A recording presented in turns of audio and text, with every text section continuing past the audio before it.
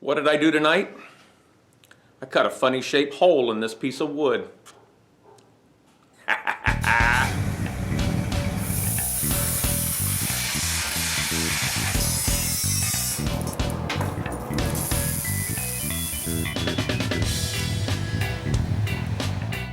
Hey YouTube, what are we doing tonight?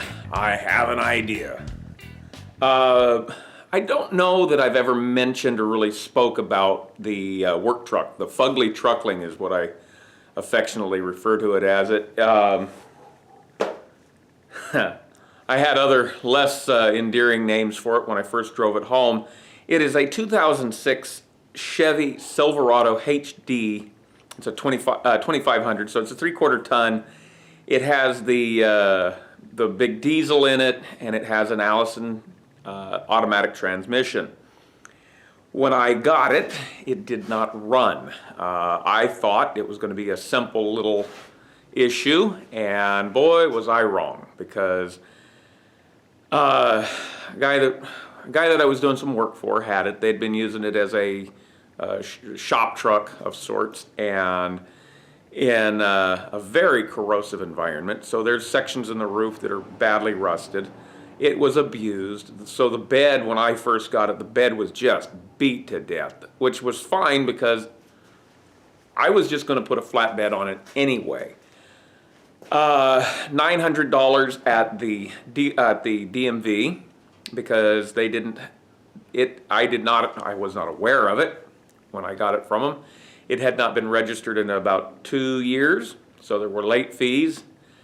Then I think I spent $1,500 to get it running.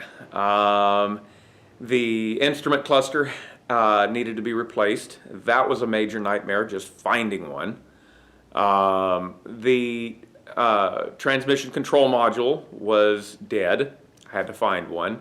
It had a few other problems, but one of the biggest things, they had to open up the transmission, because what was keeping it from starting was apparently the neutral safety switch is inside the transmission.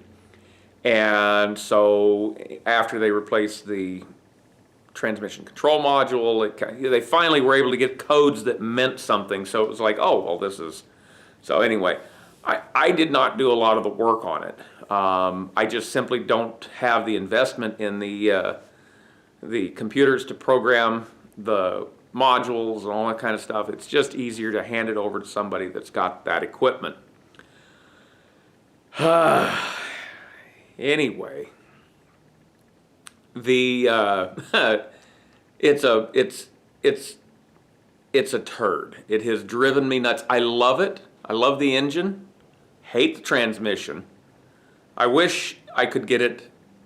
There's two things. If I had a wish list, I would take it and I would put. I'd love it for it to be a 4-wheel drive, and I would love if it were a standard transmission. As it is, that seems to be the option I have, is 2-wheel drive with the Allison transmission. The transmission itself hasn't really been a problem, but that the other day, I mentioned that the truck died on me. It was the transmission control module again, another $900, and it's on the road. That was a lot of backstory. Anyway, it has. I built the bed for it. I built it out of 2x4, I think, rectangular tubing, hollow steel section, if you will. And then I put some underbody boxes on it, and I have never put doors on those boxes. And I really would like to have the doors made for it. Interestingly enough, I have already cut the pieces to make the doors. I have the piano hinge up here on the bellows. I've got the latches. I used to have the bolts for here. I don't know where they're at. I'll have to find them.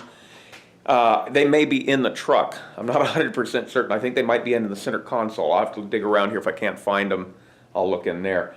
But tonight, what I'm hoping to get done is real simple. I'm going to make a pattern, probably out of that piece of plywood that's right over here. I'll need to make a pattern that will cut a hole that these will fit in, and I'll locate, and then we're just going to use the plasma cutter, and we're going to cut for the latches. And yeah, that's the plan for tonight. So, and that's all I really want to get done. I just want to get that little step forward, and then the next thing I'll do is I'll cut the I have to shape the doors. They get a little bit of a break in them. And then along the lip, I'm basically duplicating the doors that we made when I worked at Douglas Truck Bodies.